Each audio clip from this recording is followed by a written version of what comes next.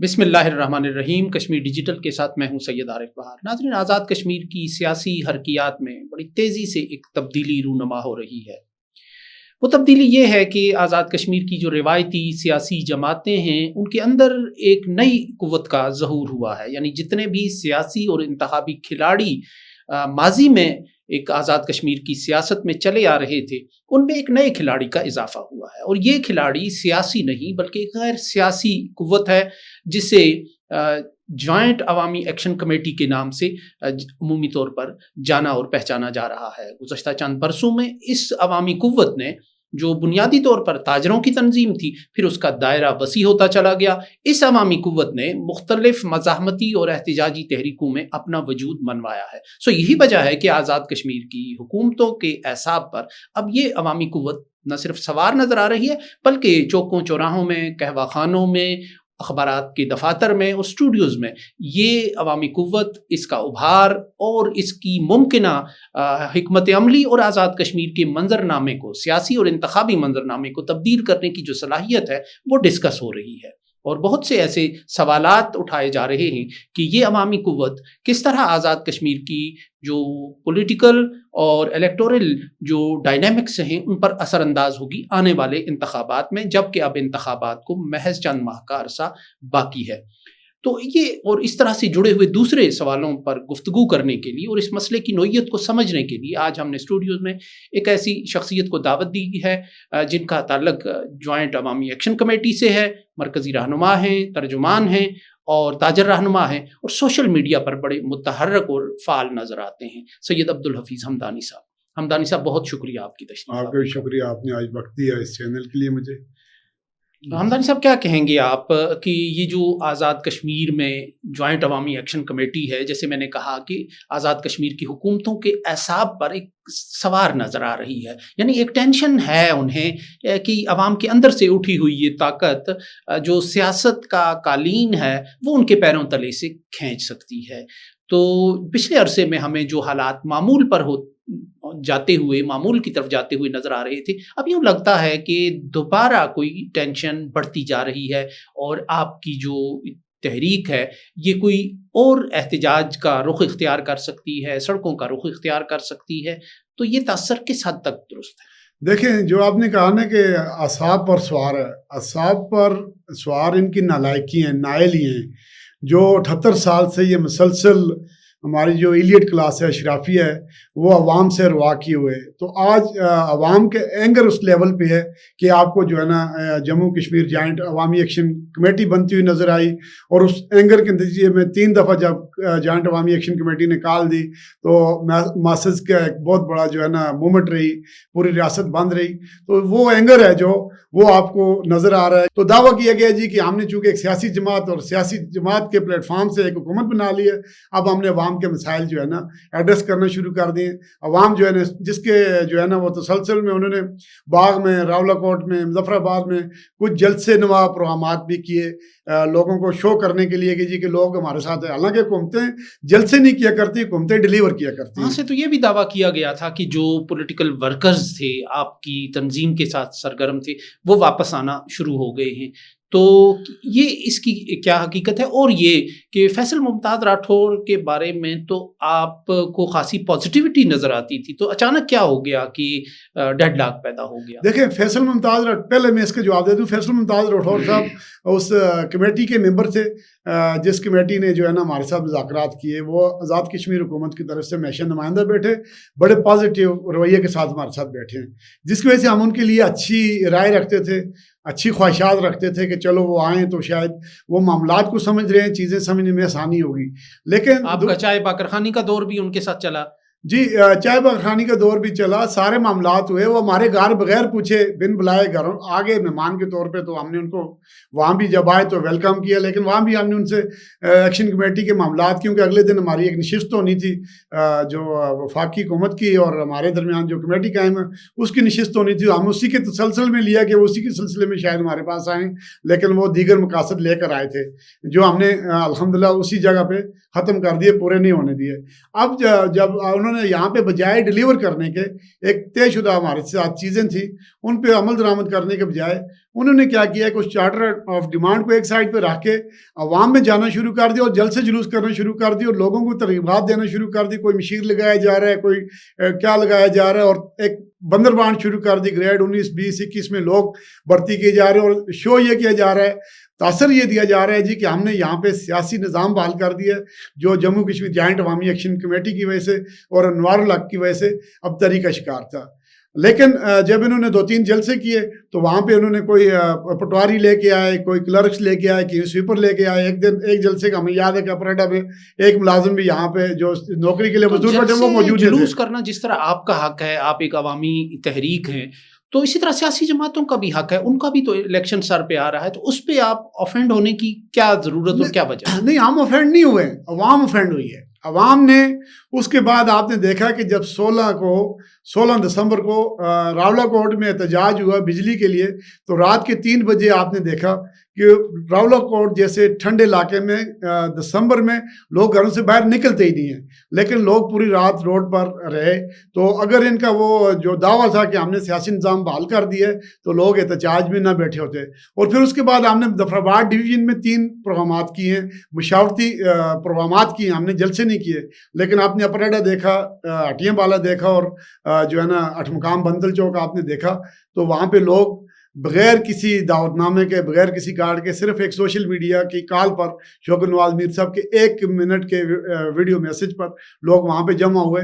اگر پبلک میں اینگر نہ ہوتا تو بالکل جموں کشمیر جوائنٹ عوامی ایکشن کمیٹی کے جلسے میں صرف شوکت نواز میر اکیلا خطاب کرتا وہ آپ کو نظر آتا.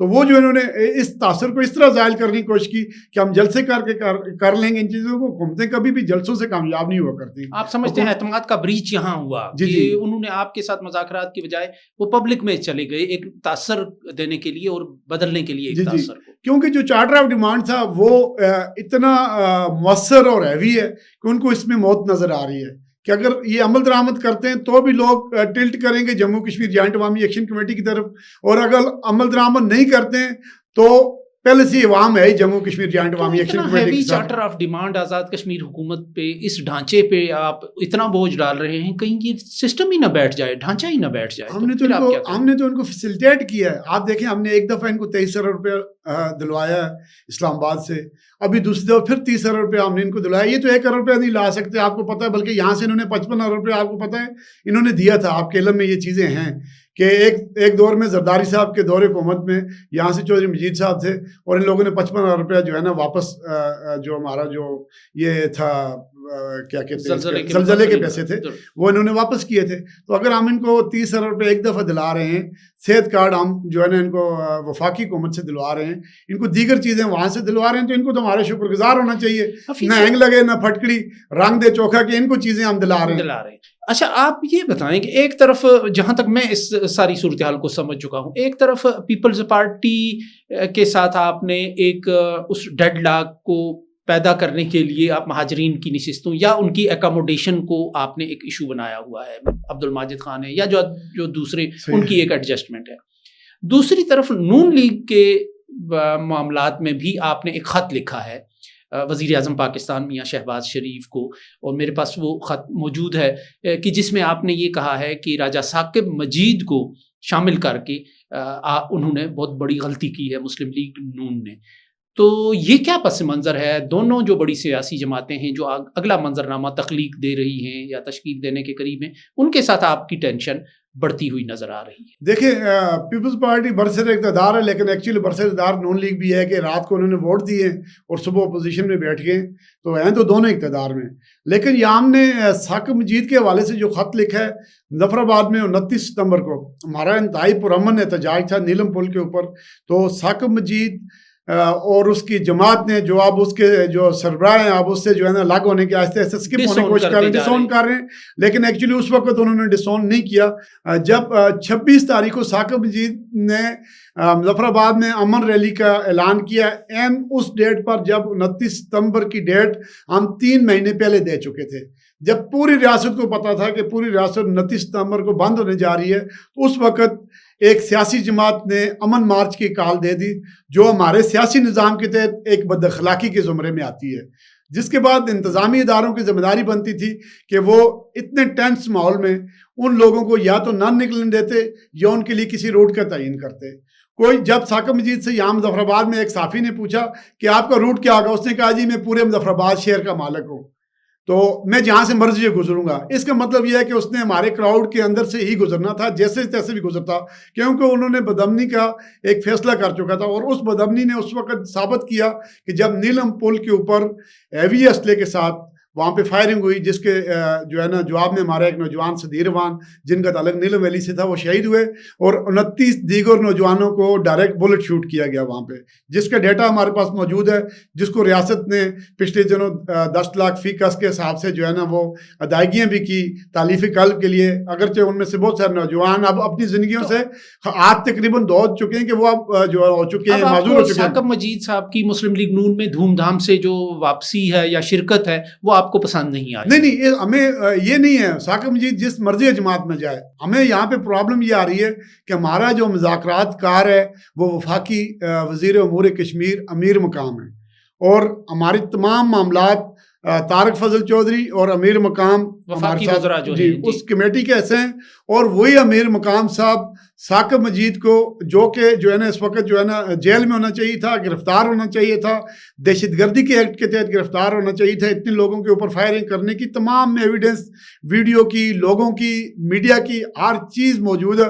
اس کے باوجود وہ بندہ آزاد پھر رہا ہے, وہ وفاقی دارالحکومت کی اہم جگہوں پہ انہی وفاقی وزراء کے ساتھ جا رہا ہے, ان کے ساتھ بیٹھ رہا ہے, نشستیں کر رہا ہے, اور یہاں پہ نون لیگ کا کھڑپیچ بن چکا ہے. ہمیں اس کو ایڈریس کرنے کی, ورنہ ہمیں نہ کوئی نون لیگ سے ناراضگی ہے, نون لیگ کے ہزارہا کارکنان ہماری تحریک کے ایسا ہیں, نہ ہمیں پیپلز پارٹی سے بحیثیت جماعت کوئی ناراضگی ہے کہ پیپلز پارٹی کے بے شمار کارکنان ہمارے ساتھ ہیں, اسی طرح پی ٹی آئی کے, مسلم کانفرنس کے, دیگر جماعتوں کی. کیوں کہ جموں کشمیر جوائنٹ عوامی ایکشن کمیٹی عوامی حقوق کے تحفظ کی بات کرتی ہے, وہ غیر سیاسی, ہم وہ سیاسی جماعتیں جو عوامی حقوق کے لیے صرف بات کرتے ہیں. ہمارا نظریہ کسی سیاسی جماعت سے, کسی سیاسی نظریے سے ایفیلیٹڈ نہیں ہے, عوامی حقوق ہی ہمارا سیاسی نعرہ ہے. اگر آپ سڑکوں پر ایک بار پھر نکلتے ہیں اور الیکشن میں چند ماہ کا عرصہ باقی ہے, تو کہیں ایسا بھی ہو سکتا ہے کہ یہ جو الیکشن ہے وہی ڈیلے ہو جائے, تو الزام تو آپ پہ آئے گا کہ آپ نے ایک سسٹم کو, جمہوری نظام کو, پروسیس کو آپ نے ڈیریل کیا. دیکھیں الیکشن کیوں ڈیلے ہوں, آپ نے الیکشن کروانے, آپ کو چارٹر آف ڈیمانڈ میں 90 دن دیے گئے تھے, آپ ان پہ عمل درآمد کروا دیتے. ابھی بھی آپ کے پاس وقت پڑا ہوا ہے. آپ سے ہم نے 4 چیزیں مانگی ہیں صرف, کہ 4 چیزوں میں سے آپ ریورسل لے لیں. ہم آپ کے ساتھ جو ہماری M&I جو ہے نا مانیٹرنگ اینڈ امپلیمنٹیشن کمیٹی جو ہماری ہے وہ بنی ہوئی ہے, جس میں 2 اسلام آباد کے وزراء, 2 مظفر آباد کے, اور جوائنٹ عوامی ایکشن کمیٹی کے 3 لوگ ہیں.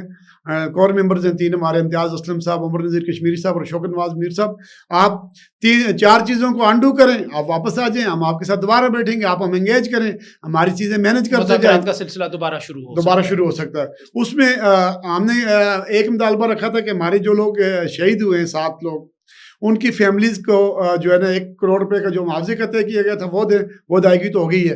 اس کے بعد ان کی نوکریوں کا, وہ نوکریاں بھی ہو گئی ہیں, جو چیزیں ابھی انہوں نے کی ہیں. اس کے بعد جو ہمارا دوسرا مطالبہ تھا صحت کارڈ کا, کہ صحت کارڈ 15 دنوں میں بحال کرنا تھا. صحت کارڈ بحال کر دیں, اور 15 دنوں میں ہماری FIR ساری جو ہے نا وہ ختم کرنے کا ہوا تھا, FIR ختم کر دیں. اور جو ہمارا سب سے بڑا مطالبہ ہے وہ یہ ہے کہ ہمارے ساتھ ایک چیز طے ہوئی تھی کہ تب تک مہاجرین کے جتنے بھی معاملات ہیں وہ فریز رہیں گے.